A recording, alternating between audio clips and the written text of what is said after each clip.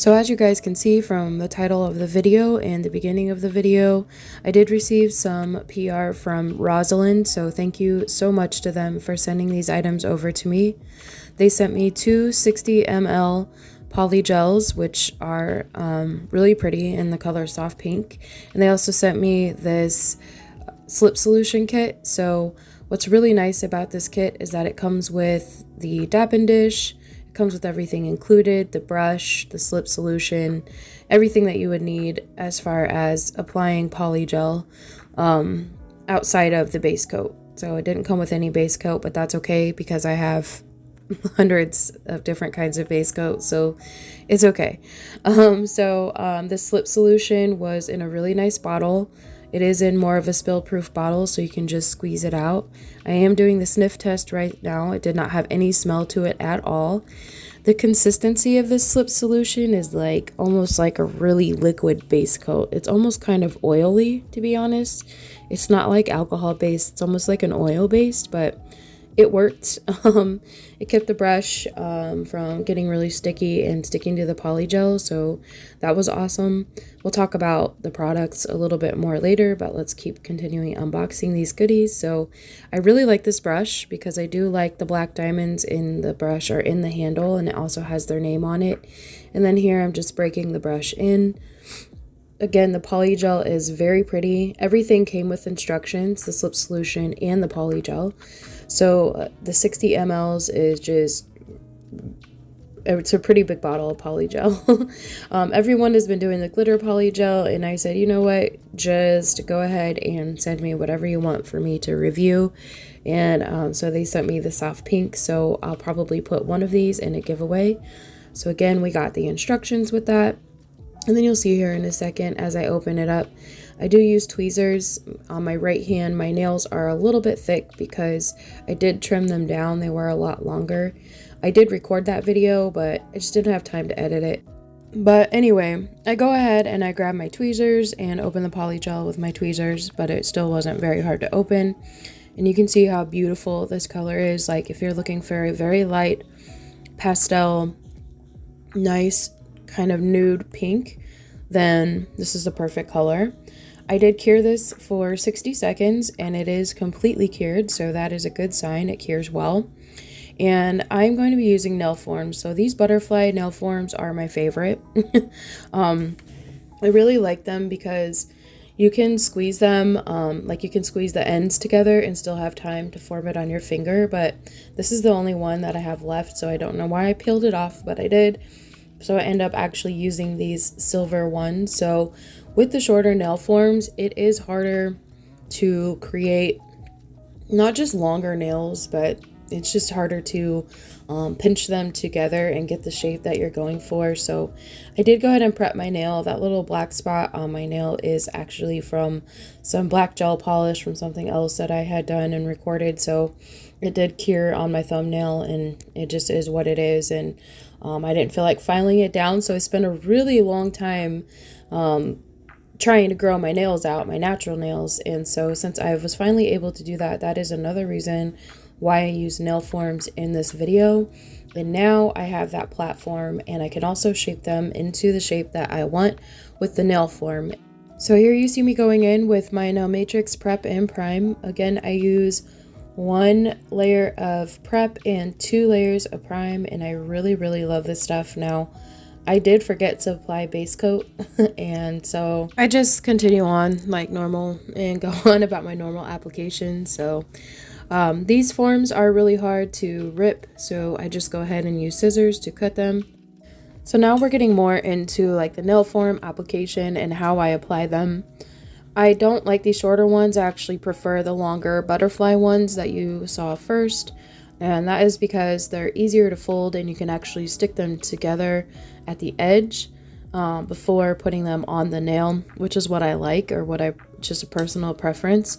I like to be able to close the end first and then apply them to my nail, but in this case I did go ahead and stick them around my thumb first, around my actual finger, and then now I am pinching it at the end.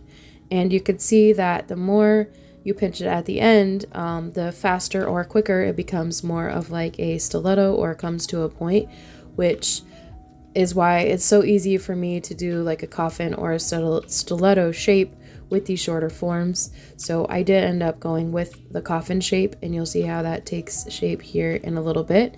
But I really love this, and sometimes these forms might look a little crooked on my fingers, but it's either because one, my finger is crooked, or two, because my natural nail is crooked, but I spent a really long time growing out my natural nails. So therefore I wanted to use nail forms today and kind of show you how I do that. So even though it looks a little crooked right now, or it looks kind of a mess, I do show you with my tweezers how straight it actually is.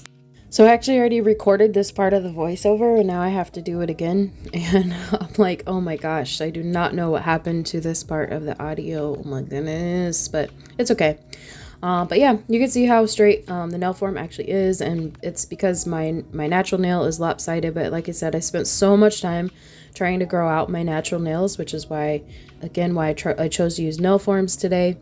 I did not want to trim them down or cut them off, so this will help me naturally form the polygel over my natural nail and keep them the length that they are without having to use a nail tip and take the chance of them breaking that way.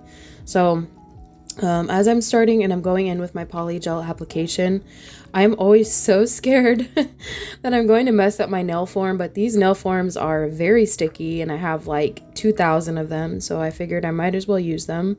I need to find more of the long butterfly ones. I know a lot of people like Nail It Like Lucy and different or various companies sell them. I actually got those in a Savonland polygel kit that I got like a long time ago when I first started doing polygel. That was one of the very first kits that I purchased. So every once in a while you might get air bubbles in your polygel. I think it's typical for every single company, honestly, that I've ever used polygel with.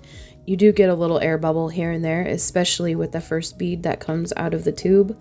It's just the way that it's packaged and the way that it is. So I wasn't really like upset about it, and it didn't ruin my whole set. So when you see it, just pop it, and then you can mold polygel. So that's the cool thing about polygel, right, is that you can work with it as long as you want to.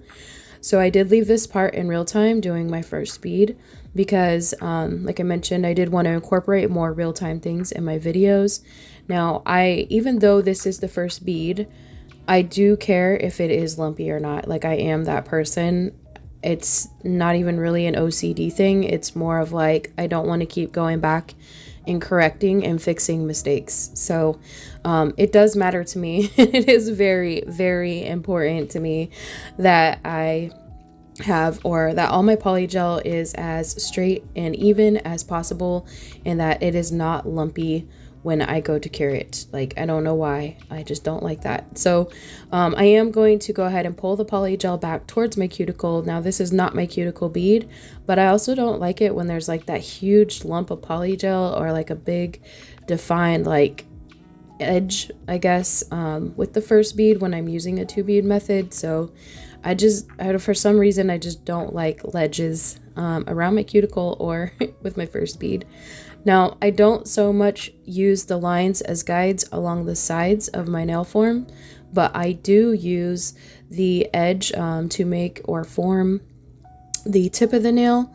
That is really important to me. I do use that to, like, as a guide, the actual line as a guide for my tip. And I feel like as I was going through this, my nails just kept getting longer and longer when I did my other 4 fingers. And I didn't mind it. They turned out really pretty, and I absolutely love the shape. So this is another bonus of nail forms, is I decided I wanted an even more extreme coffin because she was already looking really cute, right? But I wanted her to be a little bit more cute. So I did go ahead and trim in that coffin in more extreme coffin shape, and it just turned out super pretty. So after I'm done with this application, I definitely, like I mentioned, want to take my time. I want to make sure this bead is still even because this is my you know, this is my nail tip, right? This is like, since I'm not using nail tips, this is what I'm going to be forming the rest of my polygel on. So again, that's just really important to me. So I do go in with my second bead, and again, just like when I'm using the one bead method, I'm going to put my polygel bead exactly where I want to start. I'm going to start pushing it back towards the cuticle, just very gently. This polygel, excuse me, is very soft, and the longer it sits on your nail, it does tend to give that melting effect. You just have to go in and wipe around your cuticle a couple of times, which is absolutely fine. Now, I knew using a bigger bead like this with a softer polygel, I didn't have as much time to play with it, but like I mentioned, I did go in and clean up around my cuticle. It really isn't a big deal to me. It doesn't bother me. I've used Marquardt's polygel, tends to be more stiff. It is more of my preference. I do prefer a stiffer polygel, but again, not a huge deal. It's not a deal breaker for me. Every once in a while, I like soft polygel because it's really easy to actually blend, and it's actually easier to do an ombre. So when you have to add additional polygel to your cuticle area and you're trying to blend everything in together, like if I were to cure this, which I do have to add more polygel, you'll see here in a little bit. When I do cure this, so this is the hard part about using nail forms for me, is getting the sides. So I was really trying to pay attention to the sides so that way my nails don't break, right? Because like I mentioned, I just spent all that time growing out my natural nails. So since I know that getting the sides and getting everything perfected is a weakness of mine, I did really slow down and take my time and make sure that I get the sides covered. So that the polygel is nice and formed and doesn't break. But yeah, so I did speed through applying the rest of the polygel to this nail. Again, you could see me go around my cuticle multiple times so that way I don't flood my cuticle. If my nails look a little bit oily, it is because of the slip solution. Like I mentioned, it has more of an oily texture, or should I say consistency, of like a really loose base coat. So it ended up actually being really nice. But after this, I did have to go ahead and add some more polygel, and this is like towards the end of that second bead, what the nail was looking like. Again, I go in from multiple angles and I'm constantly turning my nail around through the application and looking at it from different sides because I want to make sure that my bead is looking nice.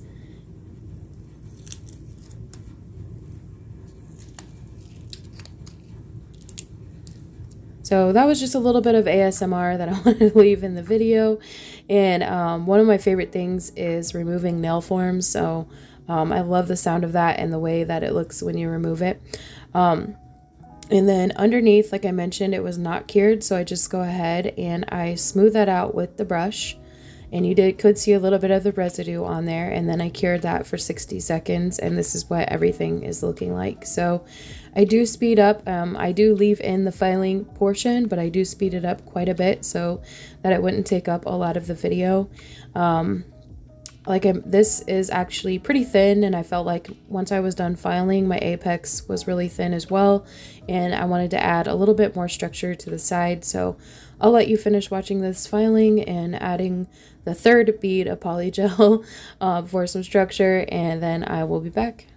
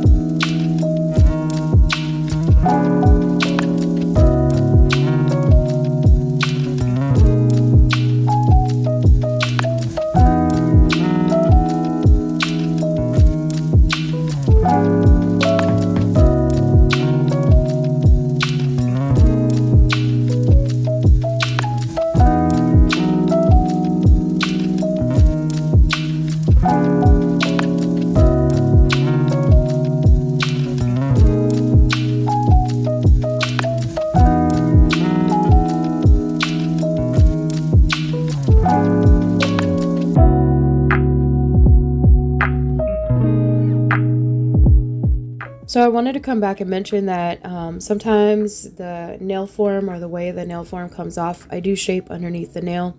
So that way it keeps that nice little C curve under there. Since I did a coffin shape, it was a little too hard to get that in there. And here I am showing you that I don't like the fact that, now this polygel is see-through, so it still doesn't look thick even after I add polygel to it. You can still kind of see my natural nail under there, but it is more of a sheer polygel, so I expected that as well. I'm not mad about it. This color is actually very, very pretty. I love the color of this polygel. It's just a really pretty, like, baby pink, very beautiful nude, cures well. I really, really enjoyed using this polygel overall. Again, I don't mind the consistency is a little bit softer than other brands, or I mentioned Savvyland earlier, they're another one that could have really soft consistency with their polygel. It also depends on the color though as well.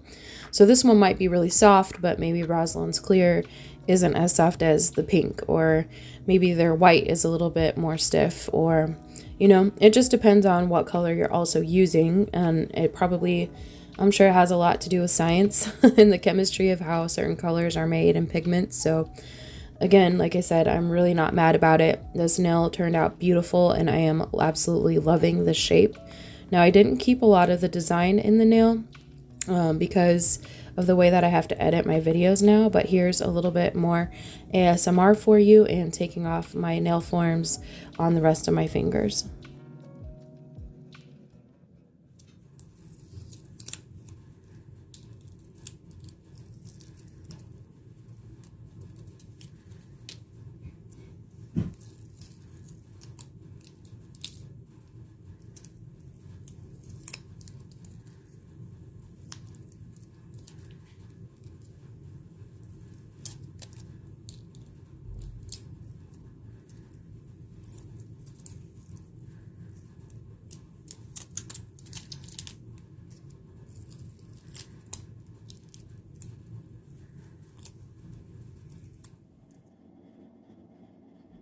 So once again, I did have to go in and smooth out the polygel underneath my nails and cure it for 60 seconds. And these nails, after they were shaped, again, they were looking pretty flat. So I did have to go in and add more polygel to these as well. But they just turned out so beautiful and I was really loving the shape. So thank you all so much for being the best part of my channel.